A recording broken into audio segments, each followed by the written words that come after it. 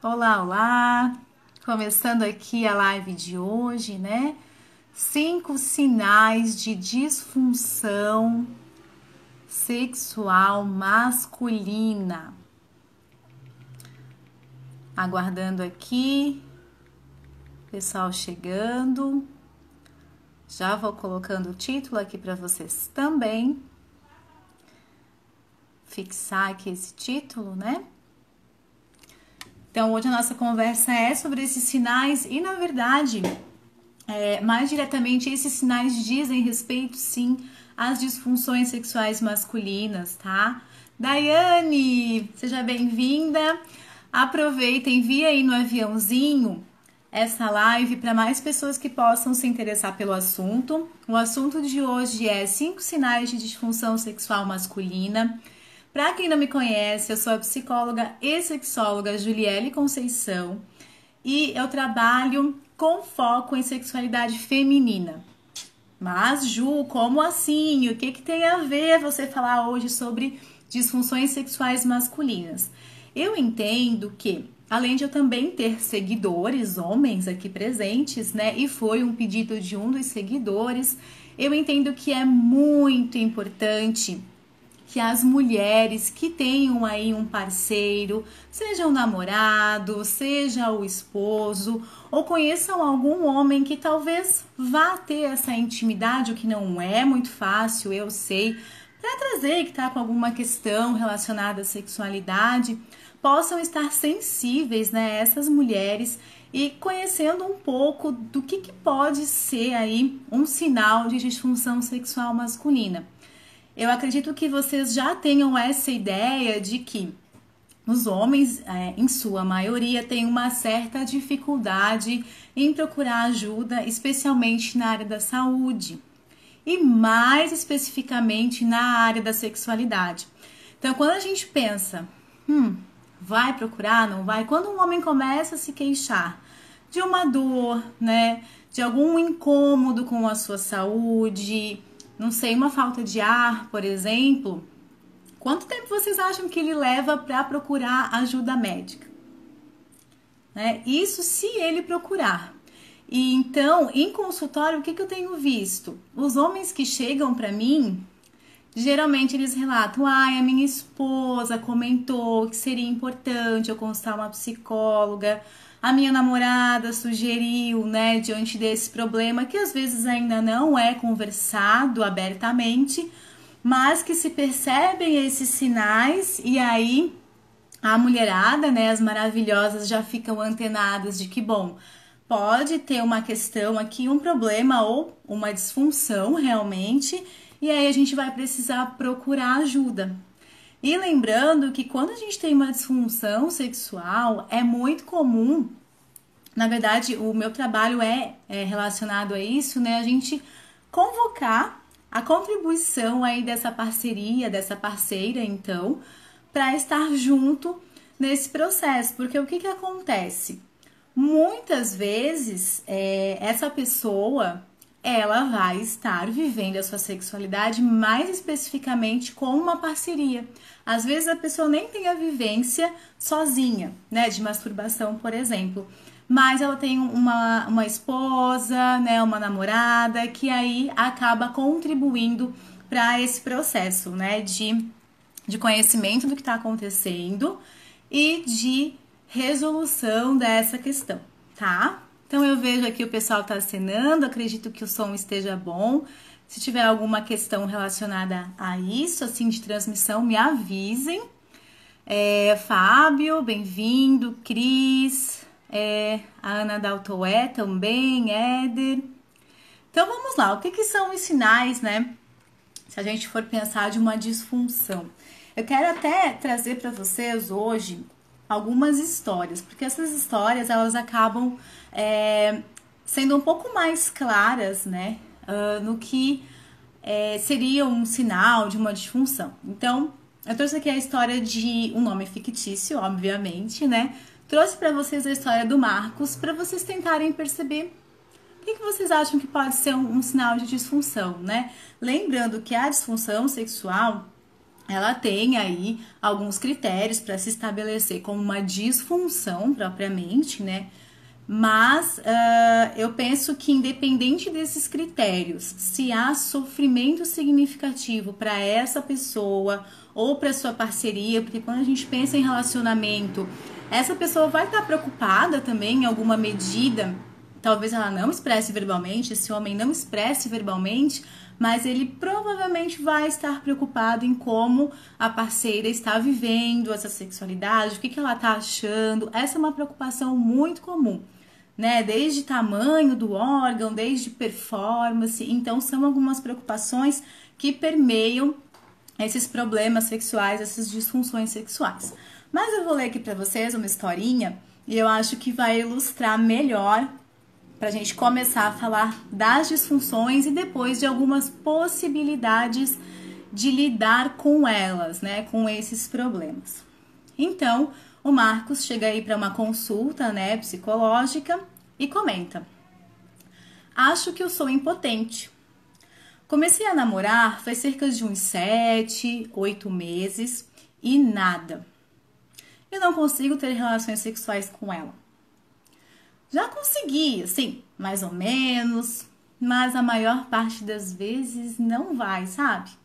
Eu não sei o que acontece. Eu gosto muito dela, mas eu não consigo. Ela deve me achar um fracassado e vai acabar me abandonando. Então, o que a gente tem aqui, né? É claro que quando é realizado um atendimento com esse foco, a história é muito maior e muito mais complexa, cheia de detalhes, né? É o meu papel aí perguntando algumas coisas relacionadas a esse namoro. Mas, de forma geral, o que ele traz? Ele traz essa dificuldade, né? Ele traz a disfunção erétil. Ou seja, ele não consegue ter uma ereção pensando no sexo com penetração, né? Porque a gente também tem outras possibilidades de viver aí, de fazer sexo, né? De ter sexo. Mas nesse caso, ele traz que ele não consegue. E aí a disfunção erétil, ela é bem isso, né? Tem uma dificuldade, às vezes consegue uma ereção, mas não consegue manter essa ereção, não consegue manter aí o pênis, né? Ele tava lá, né, tranquilo, relaxado, e quando a gente tem a resposta sexual, o esperado é que haja um desejo, depois uma excitação, né, que a ereção vai acontecer nesse momento, e aí depois tem o orgasmo, sensações de prazer e de novo o relaxamento. Então é nesse momento de resposta ali, de excitação, que não há ereção. Ou essa ereção, ela é um tempo mais rápido, não consegue manter de repente essa ereção, ou ela não acontece, ou ela não acontece de uma forma tão firme, né? De modo a possibilitar a penetração vaginal ali. Então, essa queixa, ela acaba aparecendo por uma série de causas, assim, né? De variáveis que podem aí contribuir para uma disfunção erétil. Pode ser uma depressão, né? Pode ser questões de ansiedade, preocupação com relação à performance, a como é que vai ser com essa parceira. Inclusive, se a gente for pensar nesse caso assim do Marcos, né? Eu posso verificar se em algum outro momento da vida dele, em algum outro período, esse problema já aconteceu, se é específico, né? Se é algo mais adquirido, que a gente diz, ele tinha ereção, né, normalmente satisfatória, mas de uns tempos para cá, com essa parceira, ele já não consegue. Então, tem alguma questão ali, talvez do próprio relacionamento, né? Até que ponto há desejo para que, num segundo momento, se tenha essa ereção. Então, até costumo usar, essa semana eu fiz aí um post sobre que tem muito no imaginário das mulheres, né, de que o homem sempre tá pronto para sexo e sempre tá afim, ele nunca vai negar. E tem toda uma construção social referente a isso. Então, às vezes pode até acontecer de ele estar num momento, hoje, poxa, eu tive algumas questões no meu trabalho, eu tô estressado, eu não tô com cabeça, que a gente diz, né, então eu não tô assim, com desejo sexual naquele momento, mas aí à noite é esperado que eu tenha esse desejo e aí eu vou para a relação sexual, mas eu não tava com desejo, entende? Então, se eu não tava com desejo, às vezes eu não vou conseguir ter uma excitação, talvez eu nem esteja focado, né, em ter uma relação sexual, mas eu vou porque é esperado que eu tenha. E aí muitas vezes tem essa questão também de reconhecimento do próprio corpo, assim, se tá afim, se não tá, e de realmente ter essa ereção, né? Ou ainda, poxa, eu perdi a ereção uma vez e aí eu fico achando que eu sempre vou ter essa questão, isso vai acontecer de novo, pode ter uma preocupação em excesso de que isso aconteça novamente, e isso é bem comum, tá? Então, essas questões, né, de repente eu nem tô com desejo sexual e aí eu quero fazer, então eu nem tenho ereção, né, nem tenho. E aí vai se tornando aí, se, como no caso do Marcos, isso se estende, né, num período aí maior que 6 meses, uma disfunção sexual. Mas lembrando que, mesmo um período de 1 ou 2 meses, a depender do quanto isso é incômodo para você, para o seu parceiro, é importante procurar ajuda o quanto antes, né? Porque a gente não deixa esse sofrimento continuar, se estabelecer, ficar ali tão presente na vida de vocês. E eu gosto da ideia, assim, do exemplo de, por exemplo, assim, não dormi bem essa noite passada, né? Ok, eu consigo perceber que, sei lá, estava preocupada com alguma coisa, mas na próxima noite eu também não durmo bem. Logo, o que é comum acontecer? Quando eu deito na cama, eu já começo, será que eu vou dormir bem essa noite? Já começa um medo de não dormir bem, né? E com relação à sexualidade é muito parecido. No momento em que eu tenho um fracasso, né? Porque se entende muitas vezes que é um fracasso a disfunção erétil, e não tem essa compreensão da totalidade, o que pode estar contribuindo e acontecendo para não conseguir a ereção, eu começo a ter medo de fracassar. E às vezes, inclusive, vem uma outra disfunção a partir disso, né? Eu tento, não tenho ereção, ou não tenho a ereção que eu gostaria de ter. Tento de novo, também não consigo. Logo eu posso passar a não tentar mais, né? E aí a não ter mais interesse pelo sexo, porque o sexo para mim é algo que me traz a sensação de fracasso, me traz a ideia de não vou conseguir, não sou tão bom assim. E aí a gente chama isso de transtorno do desejo hipoativo, que é quando diminui esse desejo sexual para os homens. E às vezes pode estar atrelado à disfunção erétil. Então ele vem como consequência desses insucessos em outros momentos aí de relação sexual, tá? Então, né, a frustração. E a gente também pode pensar ainda como é que tá esse relacionamento, né? Se a gente for ver, às vezes tem as questões com a parceria mesmo, né? Então, de entendendo que não tá tão legal, né? Na maior parte das vezes a gente de repente briga, a gente não se entende, ou há muitas queixas. Então, que espaço eu tenho aí pro desejo sexual, né? Às vezes a gente fica muito no romantismo, na idealização de que só as mulheres têm esse impacto na sexualidade, a depender de como tá essa relação. E na verdade, não. Na verdade, os homens também podem ter algumas queixas relacionadas ao casamento, ao namoro, e aí na hora H, né, na hora da relação sexual, isso não tem esse desejo, sabe? Então, é muito importante estar conseguindo entender, né, o que pode contribuir para essa inibição, para esse transtorno aí do desejo hipoativo, né, de menos desejo sexual.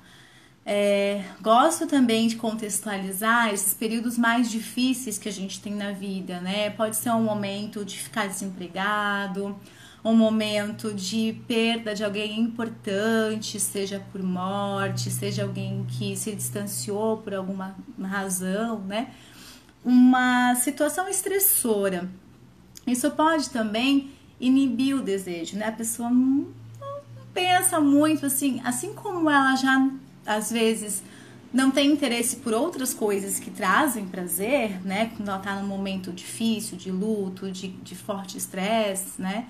ela também pode perder o interesse momentaneamente pelo sexo, né, por relações sexuais. Então, é importante também a gente tentar perceber assim, o que está acontecendo com o meu parceiro, o que está acontecendo comigo enquanto homem na minha vida, de diferente que talvez esteja contribuindo para eu não estar tão interessado em sexo, para estar interessado em outras coisas, né, em outros assuntos.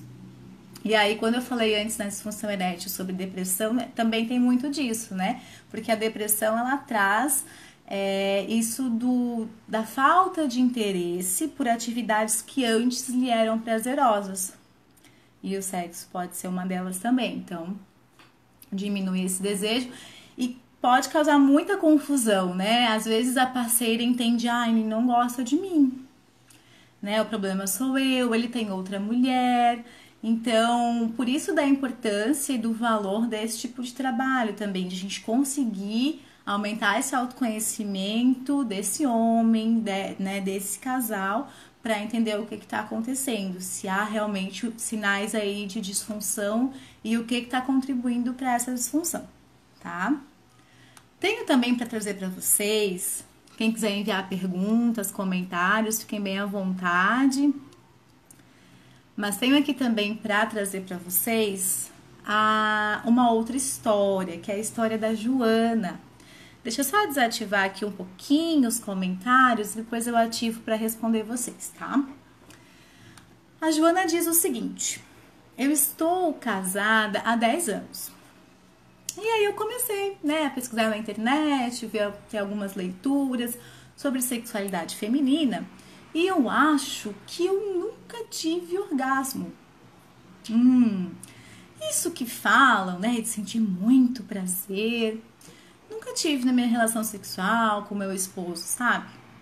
Quando parece que vou sentir alguma coisa diferente, que eu vou chegar lá, ele já terminou, ele já virou pro lado e dormiu. E aí eu fico pensando, será que um dia eu chego lá? Nesse caso, o que a gente pode supor aqui, né, por esses sinais? Parece que tem uma falta de ritmo nessa dança, né? Mas aqui eu trago para vocês o conceito de ejaculação precoce, né? E aí eu sei que vai surgir provavelmente a seguinte pergunta: quanto tempo é o tempo mínimo para estar ali na relação sexual que eu vou considerar que não é precoce? E hoje a gente tem um entendimento, já houve uma época em que o entendimento era, no mínimo tem que ter uma relação de 15 segundos.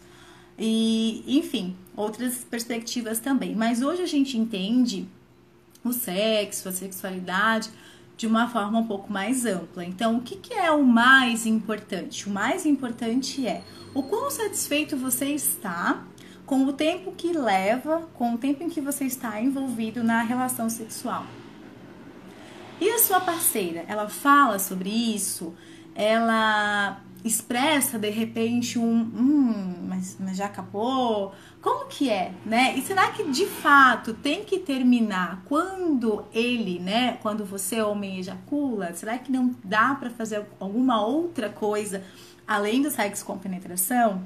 Porque a gente pode pensar talvez aí na masturbação da parceira, por exemplo, né? Já que Joana estava chegando lá onde ela gostaria de chegar, que era sentir mais prazer. Então, esse é o critério. Como é que você se sente? Você sente prazer? Você sente que tá suficiente para você e para a sua parceria, que é com quem você, né, tem aí as suas práticas sexuais, ou não? Ou isso tem sido um problema, tá sendo muito rápido, não era assim e começou a ficar cada vez mais rápido. E aí a gente vai entendendo, né? Tem uma frase que diz assim: toda disfunção tem uma função. E aí a gente vai entender os motivos pelos quais está sendo mais breve, né? Talvez a pessoa não tá com o foco ali, não tá com a atenção ali, ela já quer terminar logo mesmo, ela já tava... A gente sabe, né, dessas diferenças da resposta sexual feminina e masculina. A resposta feminina é um pouco mais lenta, né? E aí a gente pensar nesses ritmos é como se eu for dançar com alguém, né, com meu parceiro. Então, é importante a gente ter, assim, um ritmo parecido, né? Não que um vai fazer uma dança para um lado e o outro vai dançar para o outro, que a gente não vai ali estar dançando a mesma dança. Então, no sexo também tem essa questão que é muito relevante, né? O quanto está bom para os dois ou não, ok? E o contrário, a gente também pode pensar sobre, mas o contrário, que é a inibição ejaculatória, quando há uma certa demora para acontecer essa ejaculação, não chega tanto, né? Não chega como uma demanda, como uma disfunção, como um problema. Por quê? Porque socialmente entende-se que quanto mais durar essa relação sexual, melhor. E será que é assim?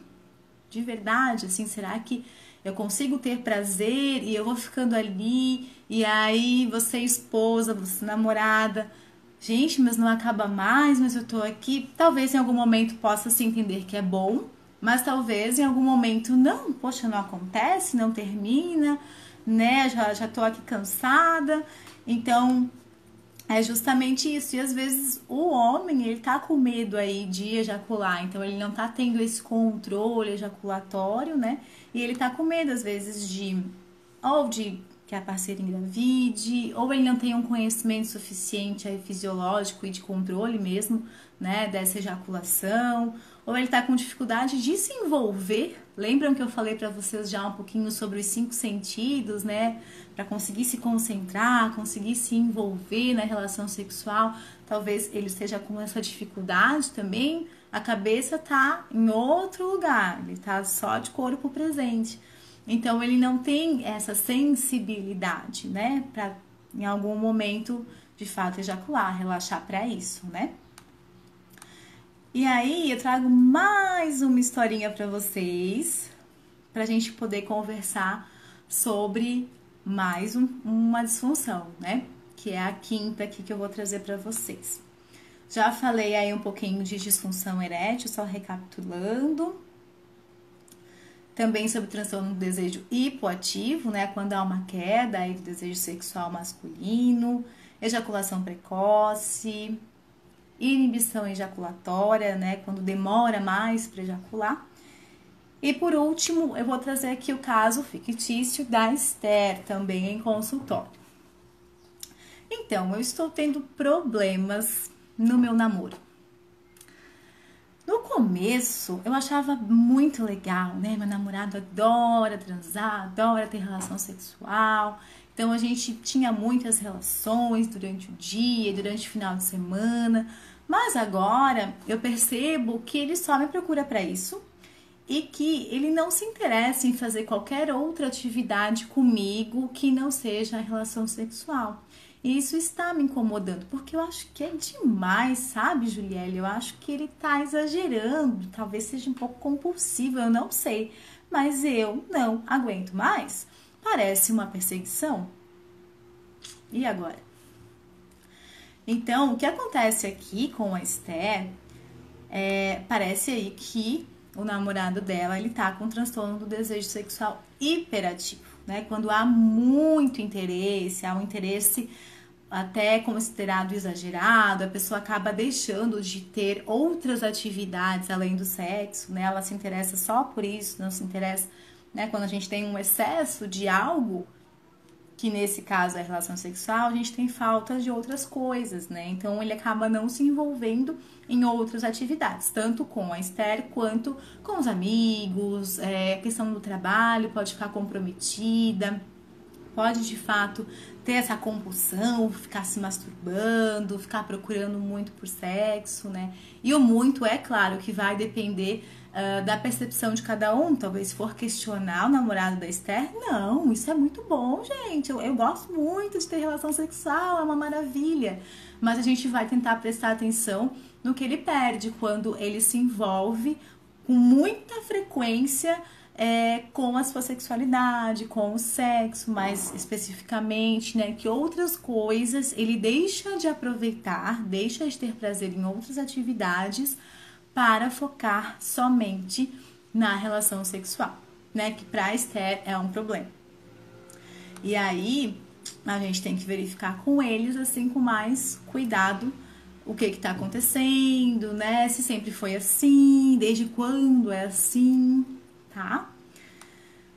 possibilidades e dicas antes de eu verificar se vocês têm alguma pergunta, algum comentário, né?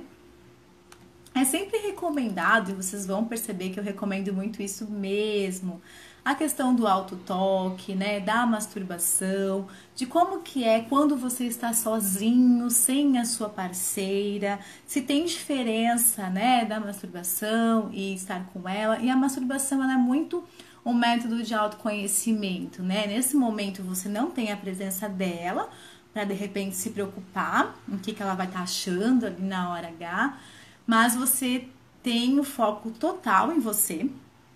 E aí pode perceber como é que tá sendo essa ejaculação, como é que tá sendo essa ereção, se tá suficientemente firme na sua visão, né? Como são essas sensações na hora que você se toca, o que que é gostoso, o que que não é, o que que facilita uma ereção, o que que atrapalha de repente, né? E isso das sensações, que eu já também trouxe para vocês, é muito importante, né? Então, como você se sente quando você toca, o que que você ouve, o que que você, se tem algum cheiro que você consegue identificar nessa hora, tanto na masturbação quanto lá com a sua parceira, com a sua esposa, com a sua namorada, né? Então, que estímulos você consegue perceber que te ajudam a se conectar com a relação sexual, com o que está acontecendo naquele momento, né? Eu gosto que a minha parceira faça um striptease, por exemplo. Ok, se isso te estimula, e aí entra também a comunicação, é legal tentar comunicar isso pra ela. Eu gostei que você fez isso, né? Pra mim foi prazeroso, pra mim foi gostoso. Então, a comunicação sempre entra, né? Quando a gente fala em parceria, e eu sei que não é tão comum para todas as pessoas conversarem sobre sexo, inclusive, né? A gente sempre se pergunta assim, onde, com quem eu vou conversar sobre isso? Então aqui é um espaço, mas lá na intimidade, com a sua parceira, com o seu parceiro é bem importante. E se você não está conseguindo, é legal começar a tentar e sentir como é que vai ser a recepção do outro para essa comunicação, porque a comunicação é muito de treino também, né? Assim como a masturbação feita com uma certa frequência, tentando se perceber, vai te tornar mais habilidoso, habilidosa para perceber o seu corpo, como que você reage. A comunicação também você vai aprimorando na medida em que você começa a comunicar, né, a sua parceira de como é que tá pra você, né? Se você tá afim, se você tá com desejo, como que é quando ela te toca em certos lugares do corpo, o que que você gosta, o que que você não gosta, né? E também aquela comunicação que às vezes não vai ser verbal, mas é ajudando, né? Direcionando a mão dela pelo seu corpo, em que locais que você prefere ser tocado, já é uma forma também de se comunicar, né? Aqui quando eu falo com vocês, eu falo, mas eu olho, mas eu gesticulo, então tem outros elementos que também comunicam a mensagem que eu quero passar para vocês. E na comunicação é muito assim, né? E tentando perceber como que o outro recebe o que você está levando de mensagem, o que você está falando para essa pessoa. Procurar, gente, focar no durante, né, no processo. E não em, será que, né, vai dar tudo certo? Será que ela vai gostar? É uma tentativa de novo, e isso dos sentidos ajuda vocês, tá? Envolve aí a atenção plena, envolve estar de fato presente no momento presente, né? Não só de corpo, mas assim com toda a atenção voltada para esse momento e para as sensações desse momento, tá? Deixa para avaliar depois que acabou só, né? Então, o antes do sexo e o durante, você vai focando no que tá acontecendo. O depois pode ser uma conversa, né? De como é que foi, como é que não foi, o que que gostou, tá? E é legal, de repente, começar pelo que gostou e depois, né? Não achei tão legal isso, mas eu sugiro que você faça assim. E você, o que que você acha, né? São formas de a gente poder comunicar e conversar com a parceria, com, né, parceira, parceiro, sobre a sexualidade de vocês, né? Que é produto de como cada um de vocês se envolve nesse momento. E além disso, estar atento ao relacionamento, né? Isso de e se de dia a gente briga, à noite a gente se ama, é muito lindo na música, mas geralmente não é tão funcional, tá? Então, é importante, assim, perceber como tá o relacionamento de forma geral e como que esse estar saudável, estar harmonioso vai facilitar a comunicação, vai facilitar um desejo sexual ou vai, não quero, hoje eu tô com dor de cabeça, hoje eu tô muito cansado, né? E às vezes é aquilo. A disfunção pode ser função pra, eu não tô muito afim, né? Pensando assim nisso de a disfunção ser função de algo, já atendi, mas aí no caso, mulheres, né, que, tô com inibição no desejo sexual, tô com baixo desejo sexual, aí você vai olhar pro relacionamento, né, vai investigando junto com essa cliente, vai percebendo que na verdade ela tem até um alívio em não ter relação sexual, porque pra ela, quando tem, não é prazeroso, né, a forma de se aproximar não é legal, o relacionamento de forma geral não tá legal, então ela realmente não consegue, né? Mas isso é muito individual, a gente tem que estar tentando se perceber e enquanto profissional eu vou olhar, né, para a sua história, para a sua situação, para o seu sofrimento, para poder aí te ajudar a lidar melhor e ter uma vida sexual mais saudável, plena e prazerosa, ok? Eu vou ativar aqui os comentários para ver se vocês têm alguma pergunta. Deixa eu voltar aqui para ver se eu não perdi nenhuma, mas acredito que não perdi. Agradeço aí quem esteve presente, quem está presente, né? Muito bom estar com vocês aqui. Se tiverem alguma pergunta, comentário e depois quiserem me enviar aí no direct, fiquem muito à vontade. Eu respondo na medida do possível. Sugestão de temas também, deixem aí nos comentários que eu vou colocando aqui, trazendo esses conteúdos para vocês. Mas, de novo, é muito importante ouvir também, né, homens? Ouvir aí a sua parceira, que pode sim ser muito interessante vocês procurarem ajuda e vocês receberem essa ajuda, né? Eu costumo dizer que às vezes a gente, mas não precisa, eu dou conta. E a gente pode estar perdendo, né? Você pode estar perdendo uma oportunidade de viver muito melhor a sua vida, né? O seu relacionamento e a sua sexualidade, que sim, impacta na sexualidade da parceira, mas é a sua vivência. Então, valorize a sua vivência, procure aí colocar em prática essas dicas para ajudá-lo e se precisar, envie aí a sua mensagem no direct, conte comigo e continue acompanhando aqui, né, no Insta, nos outros perfis aí da rede social, no YouTube. E vem comigo. Bom final de semana e até mais. Tchau, tchau.